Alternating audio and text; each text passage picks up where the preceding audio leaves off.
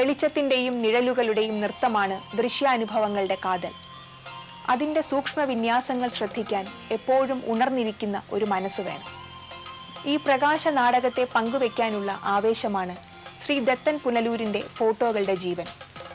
ഈ ചിത്രങ്ങൾ സഞ്ചരിക്കുന്ന പാതകൾ നമുക്കന്യമല്ല, പക്ഷേ അവ തരുന്ന അർത്ഥതലങ്ങൾ തീവ്രങ്ങളാണ്.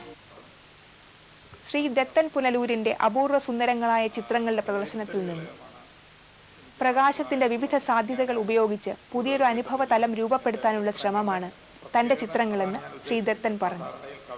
സാധാരണ പ്രകാശത്തിനെ നമ്മൾ എങ്ങനെ ഉപയോഗിക്കുന്നു എന്നതിനെ കുറിച്ചാണ് ചിത്രത്തിന്റെ വില നിശ്ചയിക്കുക അല്ലെങ്കിൽ മൂല്യനിർണ്ണയം നടത്തുക. പ്രേക്ഷകർ ഒരു പുതിയ അനുഭൂതിയിലേക്ക് അല്ലെങ്കിൽ പുതിയ ഒരു ചിന്താധരണിയിലേക്ക് കൊണ്ടുപോകാനാണ് ഞാൻ കൂടുതൽ ശ്രമിച്ചിട്ടുള്ളത്. അതായത് പ്രകാശത്തിനെ നമ്മൾ ആവിഷ്കരിക്കുന്ന രീതി. ഫോട്ടോ പ്രദർശനം ഉദ്ഘാടനം ചെയ്തത് ശ്രീ അടൂർ ഗോപാലകൃഷ്ണനാണ്.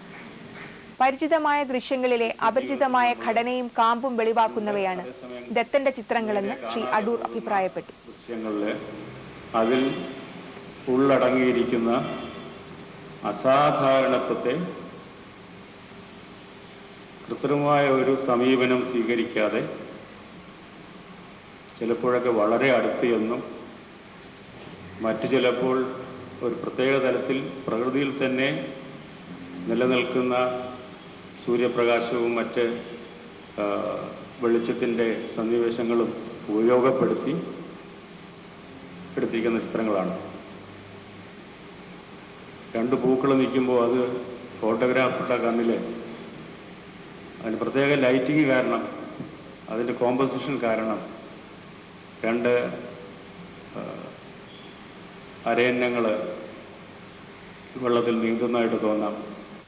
പ്രകൃതിയുടെ വിവിധ അർത്ഥതലങ്ങളിലൂടെ നിഴലും വെളിച്ചവും ഇടകലർത്തി സഞ്ചരിക്കുകയാണ് ദത്തന്റെ ക്യാമറ. ഇവയോരോന്നും വെളിച്ചമെഴുതിയ കവിതകളാകുന്നത് എങ്ങനെയെന്ന് കാണുക.